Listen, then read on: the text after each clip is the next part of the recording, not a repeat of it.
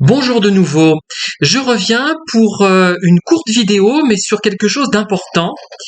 Je reviens sur les gens dans mon style qui sont capables d'aimer des choses qui ne sont pas valorisées ni par les snobs, ni par le grand public parfois, ou des choses qui ont été valorisées par le grand public ou par les snobs, mais autrefois. Des gens qui, comme moi, osent dire qu'ils aiment Martine Carole, osent dire qu'ils aiment Meyerbeer, osent dire qu'ils aiment, je sais pas, telle chanson qui paraîtra idiote à beaucoup. Et d'ailleurs, souvent, quand j'aime quelque chose qui paraît idiot, c'est que ça n'est pas forcément aussi idiot que ça en a l'air, et que j'en ai tiré moi-même, peut-être de cette chose idiote, entre guillemets, autre chose que la chose elle-même. Mais ça serait encore l'objet d'une autre vidéo. Mais j'en reviens à ces gens qui, au départ, sont enthousiastes vis-à-vis de nous et qui nous rejettent. Et quand ils se rendent compte qu'on exprime des avis différents, et c'est-à-dire qu'on ne rejette pas, on ne remet pas en cause ce qu'ils aiment eux, mais on en rajoute. C'est-à-dire que, d'accord, vous aimez tel auteur qui est valorisé, oui, moi je suis d'accord avec vous, je l'aime aussi, et j'aime aussi machin et truc. Aïe, machin et truc ne font pas partie de ce qu'il convient d'aimer quand on est intelligent, cultivé ou quand on est un peu snob, l'un ou l'autre. Hein. Ah, mince. Eh bien, le fait d'exprimer cela, ça peut être complètement ou de remettre en cause même quelque chose qui est de qualité mais qui a aussi ses défauts et qu'on peut revisiter sous un angle critique, ça peut complètement chambouler la personne qui est en face de vous et détruire en fait l'édifice qu'elle s'est construit. Vous savez, enfin, finalement, on agit un peu comme si on était des pervers, mais sans le vouloir.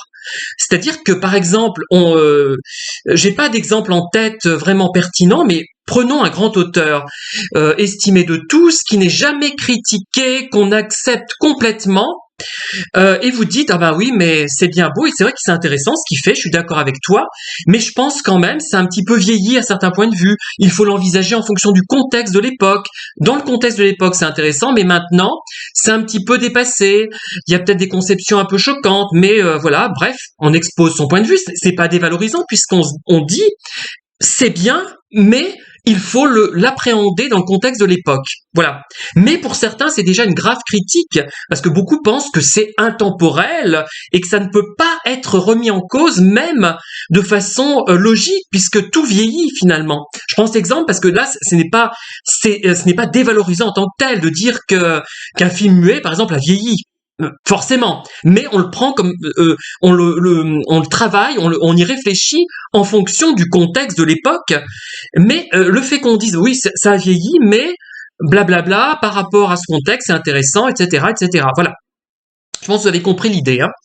Eh bien, il y a des gens que ça va grandement perturber et que ça peut gravement déstabiliser et vous pouvez provoquer un effondrement de la personnalité de la personne qui est en face de vous. Sans le vouloir, par votre seule présence, par votre seul point de vue, qui remet pas en cause la chose, l'œuvre d'art mais qui dit c'était très bien dans un contexte d'une certaine époque, par exemple. Maintenant, c'est peut-être un peu moins bien parce que on a évolué et on n'est plus dans le même contexte. Je pense aux films muets, par exemple. Hein, voilà. C'est vrai que maintenant, on pourrait pas apprécier autant que ça un film muet, sauf si c'est je sais pas, un Jacques Tati ou je sais pas quelque chose où c'est exprès, quoi. Enfin, où on fait un film muet parce qu'on le fait exprès. Mais là, c'était contraint et forcé qui faisait ça, il n'y avait pas d'autre moyen. Voilà. Et bon, le seul fait d'exprimer cela, ça peut vraiment complètement remettre en cause. Et je voudrais trouver un autre exemple, malheureusement plus pertinent, parce que là, c'est peut-être pas si évident ce que je raconte. Hein, qui voudrait ça remet en cause complètement un socle de connaissances, un socle sur lequel la personne s'appuyait, une sorte de base de statut. Elle était appuyée là-dessus, elle avait ce socle solide, et nous, en toute innocence, on fissure le socle. Et alors la solution qu'elle a, c'est de nous laisser tomber. C'est trop dérangeant. C'est trop dérangeant aussi d'admettre que on s'est trompé sur quelqu'un, que le prof de cinéma qu'on avait en fac était peut-être limité intellectuellement, peut-être n'avait peut-être une vision trop avec des œillères, voilà. Et voilà pourquoi on peut considérer que des gens comme moi, atypiques, plus sensibles que la majorité, mais pas spécialement doué, c'est pas ça, mais simplement je dirais doué, mais sur le plan de la sensibilité, voilà. Surdoué sur le plan de la sensibilité, plus doué, disons que la moyenne, plutôt, on va être honnête sur le plan de la sensibilité, va remettre en cause, parce que, mais il ne veut pas remettre en cause des choses. Enfin, il n'a pas envie de détruire la personne, mais il peut le faire incidemment en exprimant un point de vue qui n'est pas celui de la majorité. Et ce point de vue dérangeant, minoritaire, ça renvoie un petit peu à l'influence des minorités finalement. Au début, on va le rejeter.